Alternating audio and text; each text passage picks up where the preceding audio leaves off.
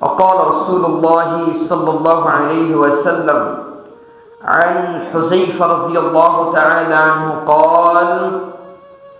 قال إذا مت فلا تؤذنوا بي أحدا إني أخاف أن يكون نعيا فإني سمعت رسول الله صلى الله عليه وسلم ينهى عن النعي هذا حديث حسن رواه الترمذي أو كما قال عليه الصلاة والسلام الحمد لله সমস্ত প্রশংসা সে আল্লাহ সুবহানাহু ওয়া তাআলার জন্য, যেই মহান রব্বুল আলামিন আজকে জুমার দিনে আমাদিগকে যথাসময়ে মসজিদে সমবেত হওয়ার তৌফিক দিয়েছেন। এজন্য বলি আলহামদুলিল্লাহ। দরুদ ও সালাম বর্ষিত হতে থাক নবিয়ুনা মুহাম্মদুর রাসূলুল্লাহ সাল্লাল্লাহু আলাইহি ওয়াসাল্লামের প্রতি। সকলে আমার সঙ্গে জবান খুলে বলুন আল্লাহুম্মা সাল্লি ওয়া সাল্লিম আলা নবিয়িনা মুহাম্মদ সাল্লাল্লাহু আলাইহি ওয়াসাল্লাম। মুআজ্জাজ মুহতারাম, সমবেত জুমার দিনের দিনদার পরহেজগার আল্লাহ ওয়ালা মুসাল্লিয়ান কিরাম, জাবানি কারম তো কৃপায় মুমিনা মুত্তাকা মুসলিহা ওয়া বরদিগান, সম্মানিত মুসাল্লিয়ান কিরাম, আজকের জুমার সংক্ষিপ্ত সময়ে আলোচনার শিরোনাম হলো বৈধ কাজে বাধা মুসলিমদের করণীয়। অর্থাৎ যে অনেক সময় বৈধ কাজে কাজটা করতে চাইলেও বাধা আসে, আবার অনেক সময় অবৈধ কাজ যেটি ইসলাম দ্বারা পারমিটেড নয়, ইসলাম যেটাকে পারমিশন দেয় নাই, এমন কাজ কেউ যদি নিজের জোর খাটিয়ে করে তাহলে সেই মুহূর্তে মুসলিমদের করণীয় কি জানা প্রয়োজন আছে না? অনেক সময় দেখা যায় আমরা মুসলিম সোসাইটিতে বসবাস করি, কিন্তু এমন কিছু কাজ আছে যেটা ইসলামে নাই। আবার আমি নিজের পেশি খাটিয়ে, বুকের সাহস দেখিয়ে, তেজ দেখিয়ে সেই কাজটাকে প্রতিষ্ঠা করার চেষ্টা করি। সেক্ষেত্রে ইসলাম আমাকে কোন পরিণতিতে নিয়ে যাবে এবং ইসলাম আমাকে কোন শাস্তিতে ফেলবে, কোন ধারায় আমাকে ফেলবে, সেইটা জানার প্রয়োজন আছে কিনা। দেখা যাচ্ছে, আমি একটা উদাহরণ আপনাকে দেই। ব্যাপারটা এরকম, আলোচনাটা যে এই অঞ্চলে কেউ মারা গেছে মনে করেন। এখন আমরা কোরআন হাদিস দ্বারা জানি যে কেউ যদি মারা যায় তাহলে মৃত ব্যক্তির ঘোষণাটা মাইকে দেওয়া যাবে না। এটা ইসলাম দ্বারা প্রমাণিত নয়, এটা ইসলাম দ্বারা প্রমাণিত নয়। এটি আপনি জানেন। জানার পরে আপনি কি করছেন? কেন আপনি দিবেন না? আপনি নিতে বাধ্য। কি সমস্যা এটাতে? আগের মানুষ কি করে নাই? বলি কিনা? আমার কথার জবাব দিতে হবে, বলি কিনা? তো এই যে আপনি যে প্রোটেকশন দিলেন, প্রতিবাদ যে করলেন, আগে বলা হলো ইসলাম এবং কোরআনে নেই। আপনি নিজেকে মুসলিম দাবি করছেন, যে নিজেকে মুসলিম দাবি করে কোরআন হাদিসের কথা যদি থাকে যে হ্যাঁ এটা কোরআন হাদিসে নেই, সেখানে দ্বিতীয় কোনো বাক্য কোনো মুসলিম উচ্চারণ করতে পারবে না। পারবে? যদি করে, ওর ইসলাম মানা এবং মুসলিম হওয়াতে ঘাটতি আছে, তার ঘাটতি আছে। কারণ সে সরাসরি পৃথিবীর যিনি স্রষ্টা তার বিধানের উপর আঘাত করছে, এবং পৃথিবীতে যিনি একজন মেসেঞ্জার, একজন নবীকে পাঠালেন মুহাম্মদুর রাসূলুল্লাহ সাল্লাল্লাহু আলাইহি ওয়াসাল্লামের সুন্নাতে আঘাত এনেছে, তাই নয় কি? তাই এরকম আমি উদাহরণটা কেন দিলাম যে এরকম আরো ভুল করে। দেখা যাচ্ছে কেউ মারা গেছে, ইসলামে 3 দিনই চলে না, হয় না এরকম? 40 চলে না, হয় না এরকম? এখন ইমাম সাহেব জোরালো বক্তব্য দিয়েছেন, দেওয়ার পরে আপনি এসে পাশে খাটাচ্ছে না। বাপ দাদা 14 গোষ্ঠী করে গেল, তারা কি কোরআন হাদিস বোঝে নাই? তারা কি জুমার নামাজ পড়ে নাই? তাদের সময় কি ইমামরা ছিল না? তাদের সময়কে আলেম ওলামা ছিল না, এখন নতুন করে হাদিস এসছে, এরকম ভালো মানুষ আছে না? এই যে কথাটা যে আপনি বললেন, আপনি যাচাই বাছাই না করে একজন মানুষের উপরে যেই হস্তক্ষেপ করলেন, আপনি কোরআন হাদিস না জেনে কোরআন এবং হাদিসকে যে অপমান করলেন, তার জবাবটা আল্লাহর কাছে কিভাবে দিবেন? এজন্য আল্লাহ তাআলা বলছেন, শোনো, পৃথিবীতে কেউ যদি ইসলামী কাজ নয় এমন কাজ করে, আর ইসলাম এটাকে প্রোটেকশন দেয়, দেওয়ার পরে কেউ যদি পেশি খাটিয়ে নিজের শক্তি খাটিয়ে এই কাজটা করে, সে এই যুগের নব্য জাহিলিয়াতে সে পা দিয়েছে। এইরকম পেশি খাটাতো তদানীন্তন কালে মুশরিকরা। রাসূলের কথাটাকে অমান্য করতো কারা? কথা বলেন, প্রত্যেকে বলতে হবে, রাসূলের কথা অমান্য কারা করতো? মুশরিকরা। তাহলে এই মুহূর্তে কেউ যদি রাসূলের কথা অমান্য হয় বা অবাট্যক করে, তাহলে তাকে আপনি কি বলবেন? নব্য জাহিলিয়াত, নতুন করে জাহিলিয়াত এসেছে। অর্থাৎ 1500 বছর আগে মক্কার মানুষকে যেভাবে আপনারা জাহেল বলতেন, জাহেল বলতেন এ কারণে তারা রাসূলের কথাকে মানত না, জাহেল বলতেন এ কারণে তারা আল্লাহর কথাকে মানত না, কোরআনকে মানত না, ইসলামকে মানত না, এজন্য জাহেল বলতেন। কিন্তু আজকেও যে আপনি ইসলামকে মানতেছেন না, তাহলে আপনাকে আমি কি বলে ডাকবো? আপনাকে আমি কি বলে ডাকবো? আপনার কাছেই জবাব আছে। সম্মানিত মুসল্লিয়ানে কারাম, আমি এই বিষয়টাকে বিভিন্নভাবে লক্ষ্য করছি।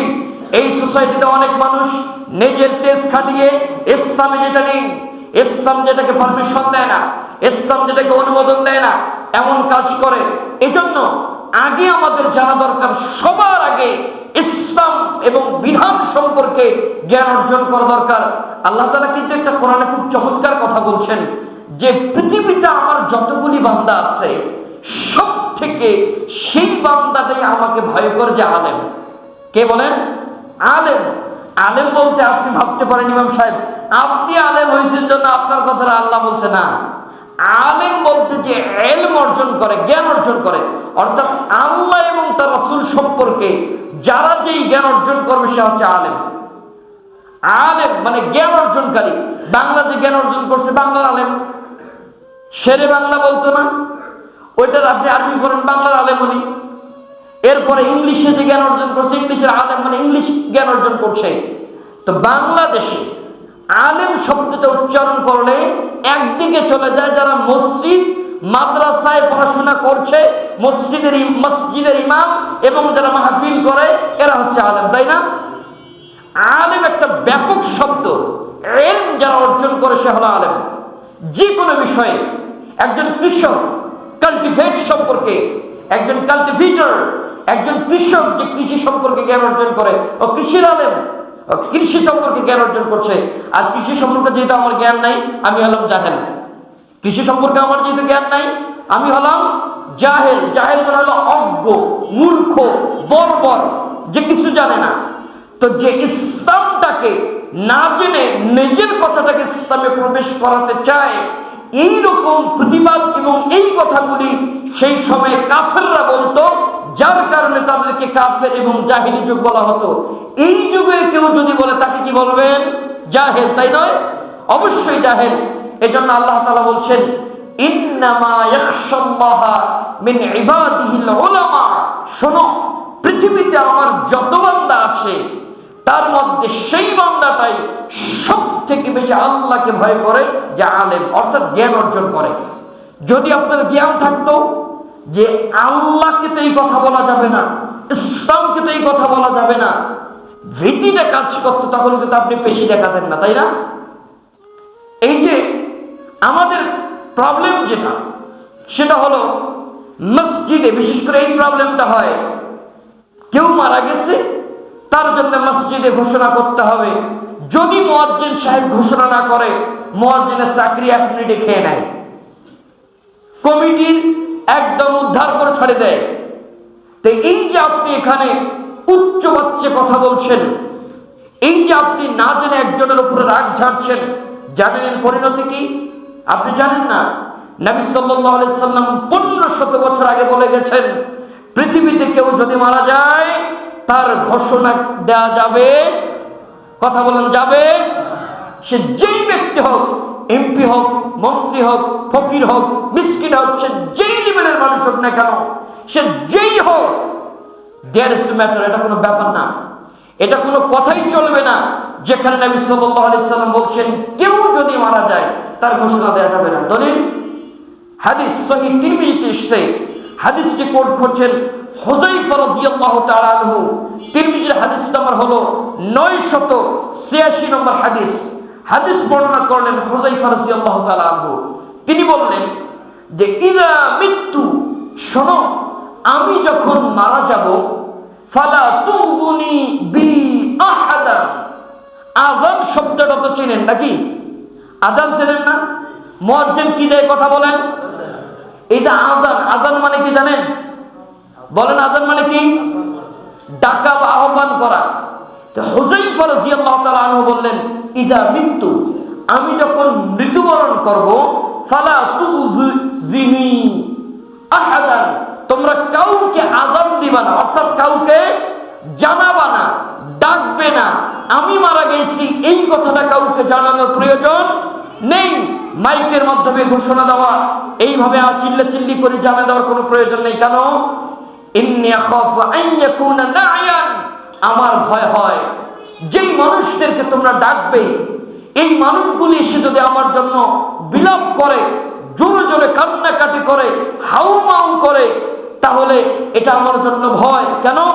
ফাইন্নী সামি'তু রাসূলুল্লাহি সাল্লাল্লাহু আলাইহি ওয়াসাল্লাম, নিশ্চয় আমি মুহাম্মদুর রাসূলুল্লাহ সাল্লাল্লাহু আলাইহি ওয়াসাল্লামকে বলতে শুনেছি, তিনি বলছেন ইয়ানহা আনিন না'i, তিনি এরকম জোরে চিল্লাচিল্লি যারা করে মৃত্যুবরণ করার পরে, এটা তিনি কঠোরভাবে নিষেধ করছেন। মৃত ব্যক্তিকে কষ্ট দেওয়া হয় এই যে বিলাপ করে কান্নাকাটি করলে। চিন্তা করেন তাহলে হুযায়ফা রাদিয়াল্লাহু তাআলা আনহু একজন সাহাবী, যাদেরকে রাদিয়াল্লাহু তাআলা আনহুম নামের শেষে আল্লাহ ডেজিগনেশন দিয়েছেন।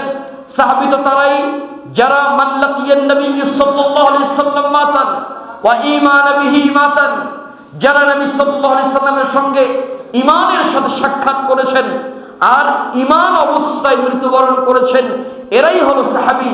আর নবী সাল্লাল্লাহু আলাইহি সাল্লাম বলছেন পৃথিবীতে বহু দল হবে, এই দলগুলির মধ্য থেকে একটা দল নাজাত প্রাপ্ত হবে। তারা কারা? সাহাবায়ে কেরাম প্রশ্ন করছেন তারা কারা? নবী সাল্লাল্লাহু আলাইহি সাল্লাম তাদেরকে বলছেন মা আনা আলাইহি ওয়া আসহাবিহি, আমি এবং আমার সাহাবী মত এবং কথার উপরে যারা প্রতিষ্ঠিত থাকবে এরা হলো জান্নাত প্রাপ্ত দল। চিন্তা করেন, জান্নাত প্রাপ্ত দল।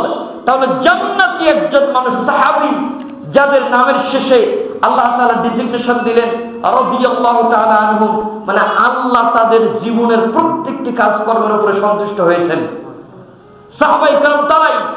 ওই সাহাবী বলছেন যে আমার মৃত্যু যখন হবে তখন পৃথিবীর মানুষকে ঘোষণা দেওয়ার কোনো প্রয়োজন নেই। মাইকে তোমরা ঘোষণা দিবা না যে হুযায়ফা মৃত্যুবরণ করছে, তোমাদেরকে চিল্লাচিল্লি করে মানুষকে জানানোর প্রয়োজন নেই। কারণ আমি নবী সাল্লাল্লাহু আলাইহি সাল্লামকে বলতে শুনেছি মানুষ মৃত্যুর খবর শোনার পরে যদি কান্নাকাটি করে, বিলাপ করে, এর জন্য মৃত ব্যক্তিকে কষ্ট দেওয়া হয়। অতএব মাইকে ঘোষণা দেওয়াটা ইসলামে অ্যালাউ নয়, ইসলাম অনুমোদিত নয়। কেউ যদি আপনি বলতে পারেন অমুক হুজুর তো করে, ইসলামে ব্যক্তি কোনো দলিল নয়, ব্যক্তির কাছ থেকে ইসলাম গ্রহণ করবেন না, ধর্মীয় ব্যক্তির কাছ থেকে ধর্ম নেবেন না, ধর্মগ্রন্থ থেকে ধর্ম নেবেন। বোঝার চেষ্টা করবেন, ধর্মীয় ব্যক্তি থেকে ধর্ম নেবেন না, ধর্মগ্রন্থ থেকে ধর্ম নেবেন। অর্থাৎ আল্লাহ যেই কিতাব দিয়েছেন এবং মুহাম্মদুর রাসূলুল্লাহ সাল্লাল্লাহু আলাইহি সাল্লাম যে হাদিস দিয়েছেন, কোরআন এবং হাদিস অধ্যয়ন করে ইসলাম নেবেন। কোন ব্যক্তির কাছ থেকে ইসলাম নেবেন না। যদি ব্যক্তির কাছ থেকে ইসলাম নেন, আপনার জন্য একটা ইসলাম কন্ডিশন দিয়েছেন, সেটা হলো দলিল হিসেবে গ্রহণ করতে হবে। এটার দলিল কি?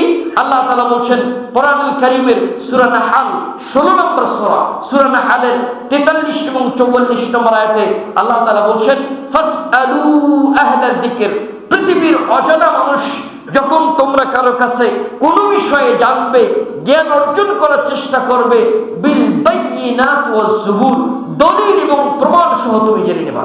এটা আপনার ইমানি দায়িত্ব। কোরআনের আয়াত, যেই কোরআনের আয়াতকে আপনি সামনে রেখে বলেন সালাতকে ফরজ করা হয়েছে, যেই কোরআনের আয়াত উচ্চারণ করে বলেন যাকাত দেওয়া ফরজ হয়েছে, সেই কোরআনের একটা আয়াত পৃথিবীর কোন মানুষের কাছে যদি কোনো বিষয় জ্ঞান অর্জন আপনি করেন, প্রমাণ সহ আপনাকে জ্ঞান অর্জন করতে হবে। আর আল্লাহ বলছেন পৃথিবীর কোন মুমিন এমন কাজ করতে পারে না, একজন মানুষ একটা তথ্য দিয়েছে, এই তথ্যের যাচাই বাছাই না করে সে এটার জ্ঞান অর্জন করে আমল করা শুরু করবে। পৃথিবীর কোন মুমিনের এটা বৈশিষ্ট্য নয়। দলিল আল্লাহ তাআলা বলছেন যে পৃথিবীতে কোনো মানুষ যদি তোমাকে কোনো মেসেজ দেয়, কোন একটা সংবাদ দিয়েছে যে ফাসিকুম বিনাবাইন ফাতাবায়ানু, পৃথিবীর কোন মানুষ যদি তোমাকে কোনো সংবাদ দেয় ফাতাবায়ানু, তুমি এমনি এমনি সেটা গ্রহণ করবে না, যাচাই বাছাই করে সেই সংবাদটা নিবা, তুমি সেই সংবাদ তুমি গ্রহণ করবা। আর যদি তুমি না করো তাহলে কি হবে, যে তুমি একটা বিপদগ্রস্ত ব্যক্তিদের অন্তর্ভুক্ত হয়ে যাবা। আল্লাহ যেটা বলে নাই এমন কথা যদি তোমাকে এসে বলে আর তুমি যদি সেই কথা অনুযায়ী কাজ করো, তাহলে ঠিকানা কোথায় হবে? বলেন কোথায় হবে? জাহান্নাম হবে। এই জন্য আল্লাহ তাআলা বলছেন পৃথিবীর মানুষ ইসলাম এবং জ্ঞান যদি অর্জন করতে হয়, ধর্মীয় ব্যক্তি থেকে নয়, ধর্ম থেকে জ্ঞান অর্জন করতে হবে।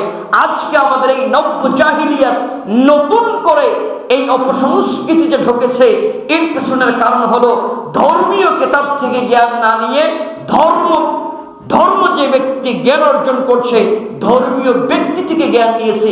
এই জন্য আমাদের এই পরিস্থিতি। আর আমি যাচাই বাছাই করি নাই। আরেকটা কথা আমরা কি বলি, বাপদাদা কি করে নাই? আগের মানুষ যদি কেউ মারা গেলে মাইকে ঘোষণা দিত, তাহলে তারা কি ভুল করেছে? তাদের জন্য একটা আয়াত, তাদের জন্য আল্লাহ তাআলা বলছেন এই কথাটা, এই যে তোমরা যে বলো আগের মানুষ কি করে নাই, তারা কি মরে নাই, তারা কি জুমার নামাজে আসে নাই, তারা কি ৫ ওয়াক্ত সালাত আদায় করে নাই, এই যে উদ্ধৃতি, এই যে উক্তিটা তোমরা দাও, এই উক্তিটা হুবহু মুশরিক অর্থাৎ আবু জেহেল, আবু লাহাব, উতবা, শাইবা সহ মক্কার সেই সবাই কুফাররা এই উক্তিটা সচরাচর দিত। দলিল আল্লাহ তাআলা বলছেন যে যখন তাদেরকে বলা হলো যে আল্লাহ যেটা নাজিল করছেন এইটা তোমরা অনুসরণ করো, ওয়াইদা কিলা লাহুম তাআলাউ ইলা মা আনজালাল্লাহু ওয়া ইলা রাসূল ক্বালু হাসবুনা মা ওয়াজাদনা আলাইহি আবাআনা আওয়ালাউ কানা আবাউহুম লা ইয়ালামুনা শাইআন ওয়া লা ইয়াহতাদুন। আল্লাহ তাআলা বলছেন কোরআনুল কারীমের ৫ নম্বর সূরা আল মাইদার ১০৪ নম্বর আয়াতে যে আল্লাহ তাআলা বলছেন, তখন কাফেরদেরকে বলা হলো যে আল্লাহ তাআলা যেটা ওয়াইদা কিলা লাহুম তাআলা, তাদেরকে বলা হয় আসো ইলা মা আনজালাল্লাহু ওয়া ইলা রাসূল, আল্লাহ যেটা নাজিল করলেন অর্থাৎ কোরআন এবং রাসূল সাল্লাল্লাহু আলাইহি ওয়াসাল্লাম যেই মেসেজগুলি, যেই তথ্যগুলি, যেই ব্যাখ্যা বিশ্লেষণ দিচ্ছে মানুষকে সঠিক পথ দেওয়ার জন্য, যেই জ্ঞানের কথাগুলি বলছে এগুলির দিকে আসো। তখন কাফেররা বলল হাসবুনা মা ওয়াজাদনা আলাইহি আবানা, আমাদের জন্য তো সেটাই যথেষ্ট। আমরা আমাদের জন্মের পরে আমরা আমাদের বাপদাদা পূর্বপুরুষদেরকে যে অবস্থায় পেয়েছি, যেই ধর্মের উপরে পেয়েছি, যেই মত, যেই আদর্শ, যেই নীতির উপরে পেয়েছি, এটাই আমাদের জন্য যথেষ্ট। আল্লাহ তাআলা বললেন দেখছো এরা কত বড় বোকা, আওয়ালাউ কানা আবাউহুম লা ইয়ালামুনা শাইআন ওয়া লা ইয়াহতাদুন, অথচ তাদের বাপদাদা, পিতামাতা, পূর্বপুরুষরা জানে না হেদায়েতের পথ কোনটি। আমি তাদেরকে চোখে আঙ্গুল দিয়ে দেখিয়ে দিলাম, একজন মেসেঞ্জার পাঠালাম সত্য জ্ঞান দেওয়ার জন্য, তাদের গোড় দৌড়ে এসেছে, তাদের ডোর টু ডোর আমি পৌঁছিয়ে দিলাম সঠিক জ্ঞানটি, সঠিক মেসেজটি, সঠিক তথ্য আমি তাদের কাছে দিলাম। কিন্তু তারা অতীত ইতিহাস, বাপ দাদাদের গোলামি এতটাই আঁকড়িয়ে ধরেছে, তারা আল্লাহকে চিনল না মুহাম্মদুর রাসূলুল্লাহ সাল্লাল্লাহু আলাইহি ওয়াসাল্লামকে। আবার আল্লাহ তাআলা বলছেন কোরআনুল কারীমের 2 নম্বর সূরা, সূরা আল বাকারার 174 নম্বর আয়াতে আল্লাহ তাআলা বলছেন, ওয়াইদা কিনা লাহুম ইত্তাবিউ মা আনসালাল্লাহ ক্বালু বাল নাত্তাবিউ মা ওয়াজাদনা আলাইহি আবানা আও লাউ কানা আবাউহুম লা ইয়াকিলুনা শাইয়্যান ওয়া লা ইয়াহতাদুন। যে সেই সময় আজকে আমরা যেটা করছি, যদি আপনাকে বলা হয় আল্লাহ এটা কোরআনে বলছে মানেন, বলছে না এটা তো মানব না। কেন? আমার বাপ তো এটা করে নাই, আমার হুজুর তো করে নাই, আমার পিসাব তো এটা করে নাই, আমি এটা মানতে রাজি নই। আমাদের বংশীয় নীতি এটা। এক ফ্যামিলিতে আমি দেখলাম, তারা বললেন যে আমাদের বাড়িতে ইসালে সব হয়। তা আমি বললাম যে ইসালে সব বুঝেন, দেখেন বাপ দাদারকে কিভাবে মানে। ইসালে সব মানে সব পৌঁছিয়ে দেওয়া, মানে একজন পীররে অনেক আগ থেকে তার দাদা মেনে আসতো। তার দাদা পীরকে কেন মেনে আসতো এরা জানে না। এই যে দাদা যে মানতো, এই যে কোরআন হাদিসে আছে কিনা সেটাও যাচাই বাছাই করে নাই।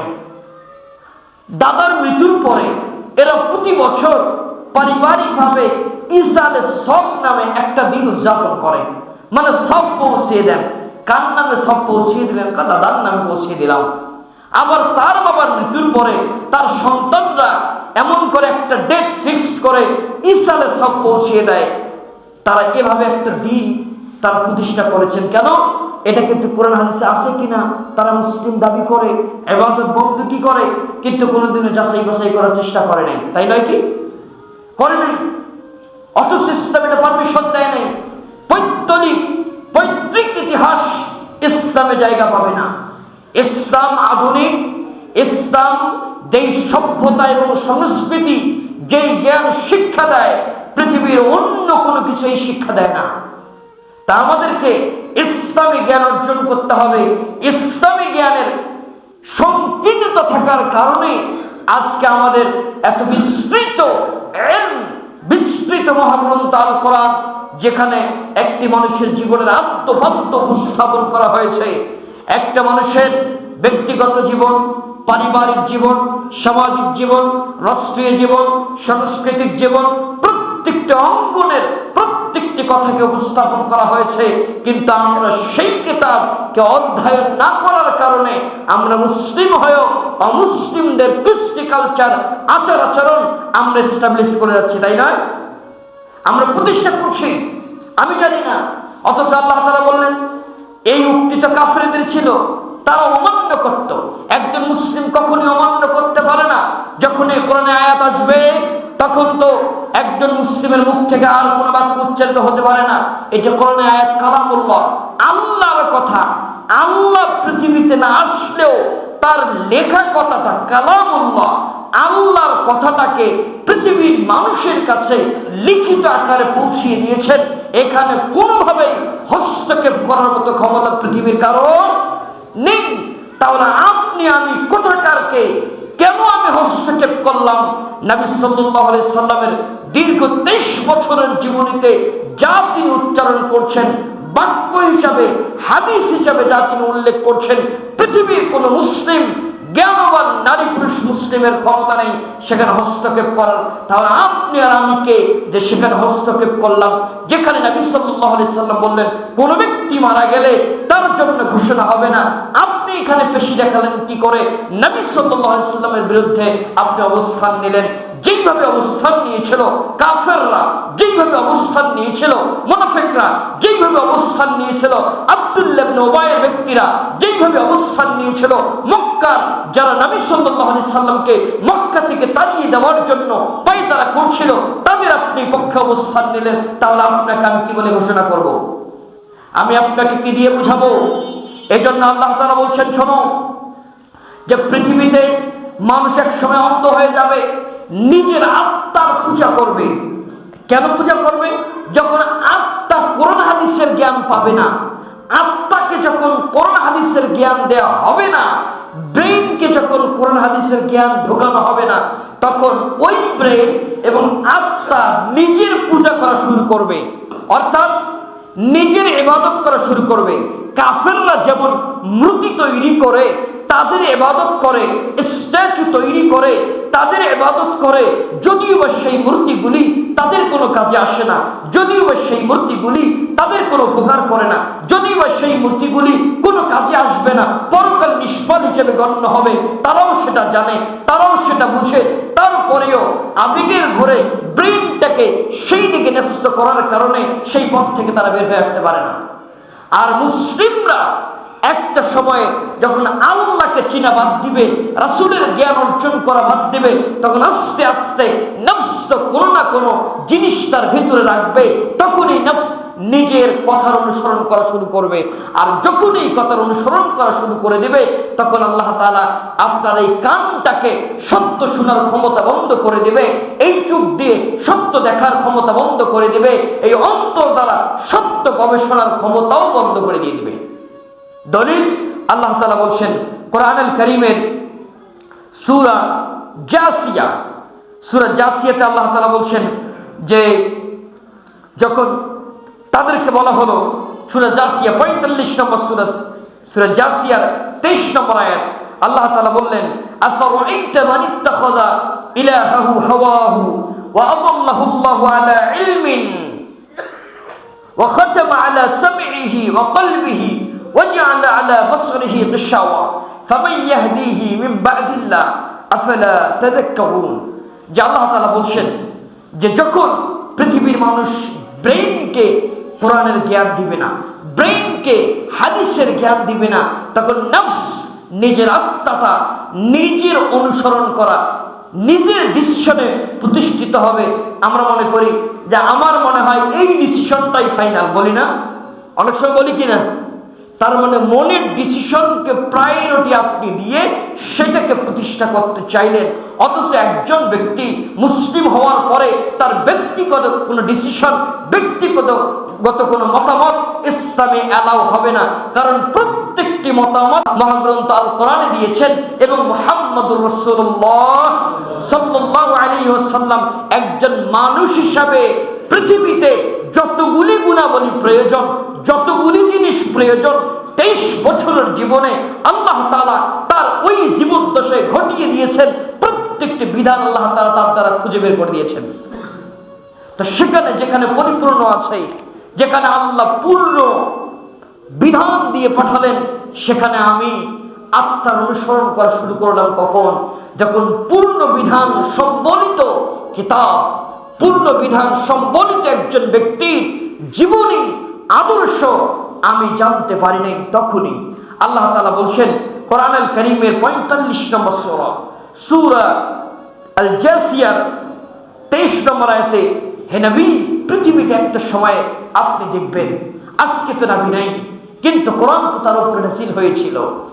আল্লাহ তাআলা তাকে বলছেন আফরাআইতা মান ইত্তাখাযা ইলাহাহু হাওয়া, আপনি কি তাদেরকে দেখেন নাই যারা তাদের নিজের আত্মাটাকে ইলাহ বানিয়ে নিয়েছে? বুঝেন কি ইলাহ মানে কি? বলেন মাবুদ।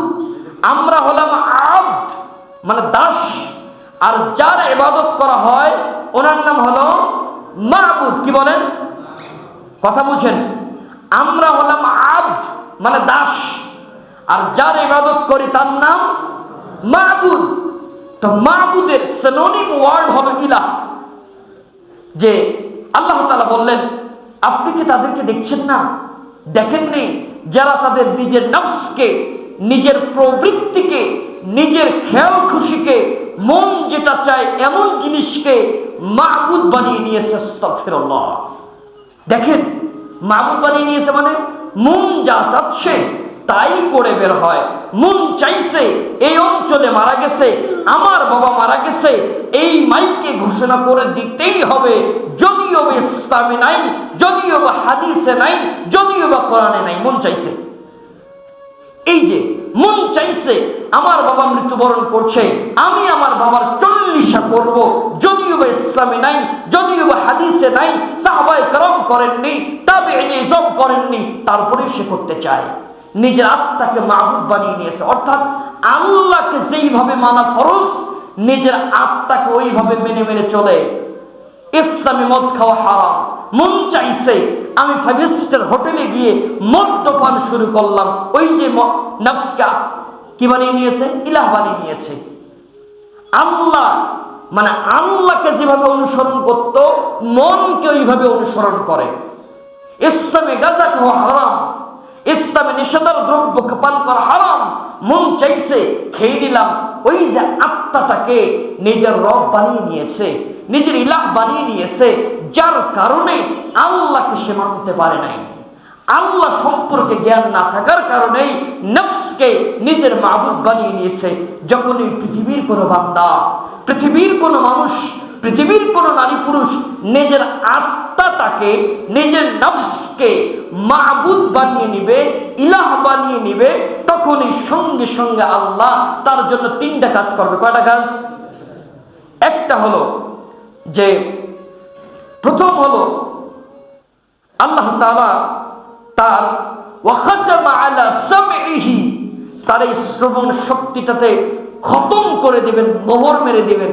অর্থাৎ ওই মানুষটিকে ঠসা হয়ে যাবে না। ওই কান দিয়ে তারে সত্য শুনতে ভালো লাগবে না, ওই কানে শুধু গান বাজলেই তার ভালো লাগবে, ওই কানে গীবত শুনতেই ভালো লাগবে, ওই কানে ইসলাম বিরোধী কাজেই তাকে ভালো লাগবে, কোরআনের কথা ভালো লাগবে না। এখানে যদি মাহফিল হয়, কোরআনের আয়াত ভেসে আসে, বুঝবে যে হুজুররা কাম পায় না, বিশাল বড় বড় মাইক লাগিয়ে ঘুমটাকে ডিস্টার্ব করে দিচ্ছে, বলবে না?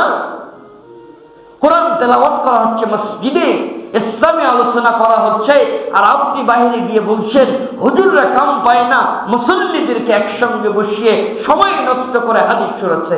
এমন আছে না মানুষ? এটা কখন হবে?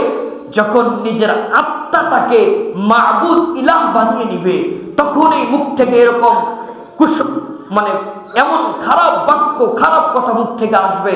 আল্লাহ তাআলা বললেন, এই যে এই বান্দাটারে যখন আমারে চিনল না, মুহাম্মদ সাল্লাল্লাহু আলাইহি সাল্লামকে চিনল না, ইসলামকে চিনল না, কোরআনের জ্ঞান অর্জন করলো না, পৃথিবীর জীবনটাকে প্রায়োরিটি দিল, আল্লাহকে জানা, আল্লাহকে মানার বোধগম্য শক্তি তার ভিতরে তৈরি হলো না, তখনই আমি আল্লাহ তার জন্য 3টা কাজ করি।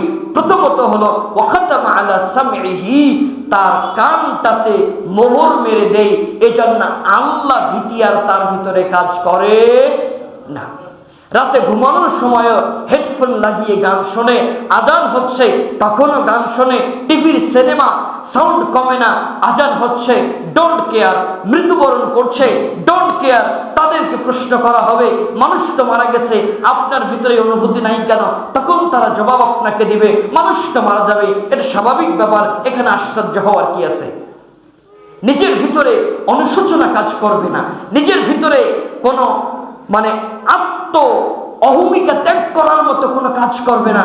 আমিও তো মানুষ, আমাকেও মৃত্যুবরণ করতে হবে, কবরে আমাকেও রাখবে, এমন চিন্তা তাদের ভিতরে আসবে না। কারণ আল্লাহ তাদের এই কানটাকে মোহর মেরে দিয়েছেন, মুখ দিয়ে অকথ্য ভাষায় গালিগালাজ করবে, অথচ সে জানে না প্রত্যেকটি কথার জবাব আল্লাহ নিয়ে নেবে। তাকে যদি বলা হয় এই যে ফাহিশা কথায় আপনি গালিগালাজ করেন কেন, এই প্রত্যেকটি কথা তো আল্লাহ লিখে রাখছেন। দলিল আল্লাহ তাআলা বলছেন কোরআনুল কারীমের 50 নম্বর সূরা, সূরা কফের 19 নম্বর আয়াতে আল্লাহ তাআলা বলছেন মা ইয়ালফিযু মিন কওলিন ইল্লা লাদাইহি রাকীবুন আতীদ, তোমার মুখ দিয়ে যেই শব্দটাই উচ্চারণ হোক না কেন, প্রত্যেকটি কথাই আল্লাহ তার রেকর্ড ফাইলে রেকর্ড করে রাখছেন। এগুলি কোনোদিন পড়েও যাবে না, এগুলি কোনোদিন ডিলিটও হবে না। আল্লাহ কিয়ামতের আদালতে আপনার সামনে উপস্থাপন করবে, তখন আপনি দেখবেন দীর্ঘ 70 বছরে শত শত কোটি কোটি মিথ্যা কথা বলছেন, ফাহিশা কথা বলছেন, জবাব আল্লাহকে কি দিবেন? ওই যে এই কথাগুলি আপনার মুখে আসতো কেন? যখন আপনি নিজের আত্মাটারে আল্লাহ বানিয়ে নিয়েছিলেন। আর আত্মাটাকে যে কন্ট্রোল করতে শয়তান, এটা আপনি চিন্তা করেন নাই। আল্লাহ বলছেন পৃথিবীতে মানুষ যদি 2টা কাজ করে আমি আল্লাহ জান্নাত দিব। তার একটা কাজ হলো ওয়া আম্মা মান খাফা মাকাম রাব্বিহি ওয়া নাহান নাফসা আনিল হাওয়া ফাইন্নাল জান্নাতা হিয়াল মাওয়া। যদি মানুষ কোনোদিন মনে করে আমাকে একদিন মৃত্যুবরণ করতে হবে, আমার যিনি স্রষ্টা চোখে দেখি নাই, বিশ্বাস করি একজন স্রষ্টা আছেন, পৃথিবীর সফর শেষ করে মৃত্যুবরণ করতে হবে, পরকালীন যাত্রী হব, যেই জীবন থেকে আর আমার ফিরিয়ে আসা হবে না। নিজেও কিন্তু স্ট্যাটাস দেয় না ফেরার দেশে চলে গেছেন, যেই দেশ থেকে আর কেউ ফেরে না, এইটার নাম হলো পরকাল। সেখানে আপনাকেও যেতে হবে, আমাকেও যেতে হবে। এমন যদি চিন্তা কেউ করে আর চিন্তা করে কিয়ামত একদিন হবে, পৃথিবীতে সমস্ত মানুষ একদিন আল্লাহর সামনে আসবে, একথা বলছেন মুহাম্মদুর রাসূলুল্লাহ সাল্লাল্লাহু আলাইহি ওয়াসাল্লাম। এইটা বিশ্বাস করে সমস্ত অন্যায় থেকে বিরত থাকবে। 2, ওয়ানহান নাফসা আনিল হাওয়া, আর নিজের প্রবৃত্তি, নিজের খেয়াল খুশি, মন যেটা চাচ্ছে এমন কাজ করবে না। এইটা থেকে যদি কেউ বিরত থাকতে পারে এবং ইসলাম যা বলছেন তাই করে বের হবে। আল্লাহ বললেন, আমি আল্লাহ পৃথিবীর মালিক, সমস্ত সৃষ্টির স্রষ্টা আমি আল্লাহ বললাম, আমি তার ঠিকানাটা জান্নাতুল মাওয়াতে করে দিলাম। কোরআনের আয়াত। তাহলে নিজেকে আমি সংশোধন করি না কেন? কোরআনকে স্পষ্ট করে বললেন, সব প্রমাণ, সব দলিল আল্লাহ কোরআনে দিলেন, তাহলে তারপরেও আমি আমার ব্যক্তিগত মতামত এখানে উপস্থাপন করলাম কেন? যেখানে ইসলাম সমাধান দিয়েছেন, সমস্ত প্রবলেমের সলিউশন ইসলাম দিয়েছেন, সেখানে আমি আপনি আল্লাহর ক্ষুদ্রতম একটা সৃষ্টি, সেখানে মাথা ঢুকানোর ক্ষমতা আল্লাহ কে দিল আমাদেরকে? বলছিলাম যে যারা আল্লাহকে মানে না, আবার আল্লাহকে মানার ভান করে, অর্থাৎ মুসলিম নয় কিন্তু মুসলিম বলে দাবি করে। ও মুসলিম নাই কেন? 5 ওয়াক্ত নামাজ পড়ে না। মুসলিম নাই কেন? সে সত্য কথা বলে না। মুসলিম নয় কেন? সে হালাল খায় না। মুসলিম নয় কেন? সে সুদ খায়। মুসলিম নয় কেন? সে চগলখুরি করে। মুসলমানের তো কালচার এগুলি নয়। সে আইডি কার্ডে মুসলিম, বংশীয় সূত্রে মুসলিম, পারিবারিকভাবে মুসলিম, সমাজগত দিক থেকে মুসলিম, কিন্তু মুহাম্মদুর রাসূলুল্লাহ সাল্লাল্লাহু আলাইহি ওয়াসাল্লামের ভাষায় মুসলিম নয়। না থাকার কারণে আজকে এই পরিস্থিতি হচ্ছে। এইরকম মুসলিম যদি হয়, যার ভিতরে পরকালের শাস্তির কোনো ভয় নাই, পরকালে কবরের কোনো ভয় নাই, এইরকম মুসলিমদের জন্য আল্লাহ বললেন তাদের কানটাকে মোহরাঙ্কিত করে দেব, সত্য আর কানের ভিতরে ঢুকবে না। 2 নম্বর হলো যে ওয়াকলবিহি, আর অন্তরটাকে আমি মোহরাঙ্কিত করে দেব। এই অন্তরে এমন ভাবে প্রলেপ করে দেব, আমরা ফোন কেনার পরে কভার একটা কিনি না যেন ময়লা না ঢুকে, করি না? আল্লাহ বললেন ওয়াখাতামা আলা কলবিহি, তার অন্তরটাকে ওই রকম একটা কভার দিয়ে রাখবো, যেই কভার সেট করে সত্য আর ঢুকবে না, সব ঢুকবে মিথ্যা, সব ঢুকবে খারাপ। এরপরে ওয়াজআলা আলা বাসরিহি গিশাওয়া, আর এই চোখে তো আর ওইরকম প্রলেপ দেওয়া যায় না, দিলে তো অন্ধ হয়ে যাবে। তখন মানুষটার কি হবে? আল্লাহ বললেন ওয়াজআলা আলা বাসরিহি গিশাওয়া, তখন ওই বান্দাটারে যে আমারে চিনল না, তার চোখে আমি একটা আবরণ দিয়ে দেই। আবরণ, একটা লেন্স আমি লাগিয়ে দেই, যেই লেন্সের মাধ্যমে সে পৃথিবীতে শুধু অন্যায় দেখে, ভালো দেখে না। তাকে পর্নোগ্রাফি দেখতে পছন্দ হয়, হিন্দি সিনেমা দেখতে পছন্দ লাগে, গান শুনতে ভালো লাগে, ভিডিও দেখতে ভালো লাগে, সিনেমা দেখতে ভালো লাগে, মুভি দেখতে ভালো লাগে। এইরকম এই দিকে পাপের যেগুলি দিক আছে এগুলি তাকে ভালো লাগবে দেখতে, এমন কাজ করে দেবেন। অর্থাৎ আল্লাহ এগুলি বন্ধ করে দেওয়ার পরে আল্লাহ বললেন, বলো দেখি ফামান ইয়াহদিল্লাহু মিন বা'দিহি, বলো দেখি আমি আল্লাহ ছাড়া আর কে আছে তোমাকে হেদায়েত দিবে?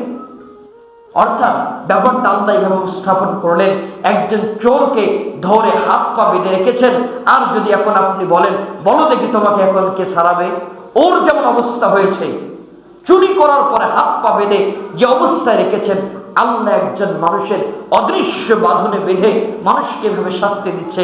বান্দা তারপরেও সংশোধন হতে পারি না, সংশোধন কেন হচ্ছি না? আমাদেরকে সঠিক পথে, সঠিক মতে আমাদেরকে চলতে হবে, সঠিক জ্ঞান অর্জন করতে হবে। কোরআন হাদিসের জ্ঞানে বিন্দু মাত্র কোনো ডট চিহ্ন দেওয়ার মতো ক্ষমতা আছে?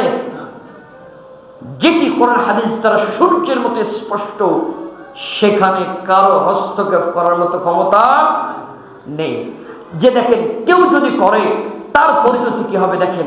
সহিহ মুসলিমের হাদিস, মুসলিমের হাদিস নাম্বার হলো 144 নম্বর হাদিস, এবং মূল নুসখাতে আছে 231 নম্বর হাদিস।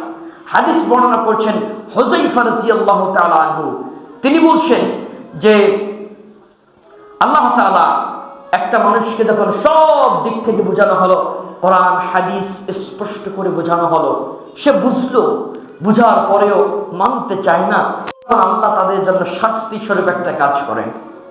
সহিহ মুসলিমের হাদিস, হুযায়ফা রাদিয়াল্লাহু তাআলা আনহু বললেন যে রাসূলুল্লাহ সাল্লাল্লাহু আলাইহি সাল্লাম বলছেন, তু'রাদুল ফিতানু আলা কুলুবিন কাল হাসির উদান উদান, যে মানুষের মনে ফিতনা এবং গোমরাহিটা এমন ভাবে ঢেলে দেওয়া হয় যখন মানুষ আল্লাহকে বাদ দেয়, ইসলামকে বাদ দেয়, ইসলামী নীতি মানতে চায় না, কোরআনের নীতি মানতে চায় না, তখন আল্লাহ তাআলা অন্তরের ভিতরে একটা গোমরাহি পথভ্রষ্টতার একটা জ্ঞান ঢুকায় দেয়। মানতে চায় না, স্পষ্ট জ্ঞান আসছে, এটা মানতে চাইলো না, তখন শয়তান তো আছে তাকে নষ্ট করার জন্য। পথভ্রষ্টতার জ্ঞান তার ভিতরে ঢুকে গেল কিভাবে? কাল হাসির উদান উদান, এমন ভাবে ঢেকে দেওয়া হয় যেমন খেজুরের মাদুর দ্বারা, অর্থাৎ খেজুরের কাণ্ড দিয়ে যখন আমরা সব বলি না, সব বানাই না আমরা, তো একটা করে কাটি দেই, কতটা ঘন ঘন বলেন, কোনো ছিদ্র থাকে না, এরকম ঘন ঘন করে তার ভিতরে ফিতনা ঢুকতে থাকে, কোনো ছিদ্র থাকে না, একদম ঘন ঘন ফিতনা। এরপরে উশরিহা লাকুনতু ফিহা, এরপরে আস্তে আস্তে সে কি করে, ওইরকম ফিতনার জিনিসগুলি সে আস্বাদন করে। একটা সময় গিয়ে তার অন্তরটা কালো হয়ে যায়, কালো কুচকুচে হয়ে যায়। তখন নফসটাকে দুই ভাগে বিভক্ত করা হয়।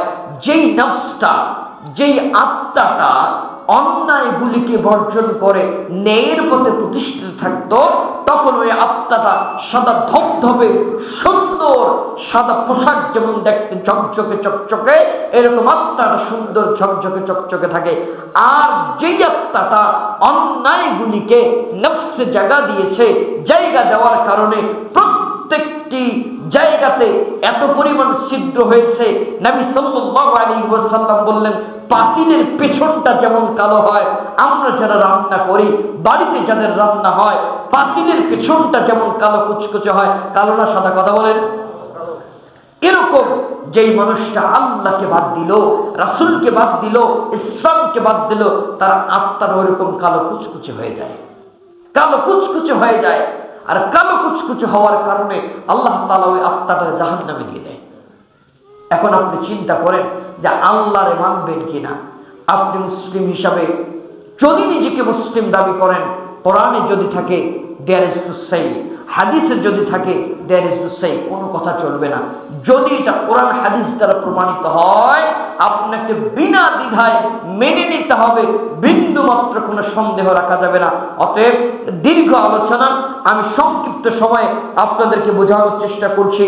এই যে জানাজা কেন্দ্রিক আমাদের মসজিদগুলিতে কেউ যদি মৃত্যুবরণ করে, তার যে মাইকে ঘোষণা করা, এটি ইসলাম দ্বারা পারমিশন নেই, এটি নবী সাল্লাল্লাহু আলাইহি সাল্লাম থেকে অনুমোদিত নয়।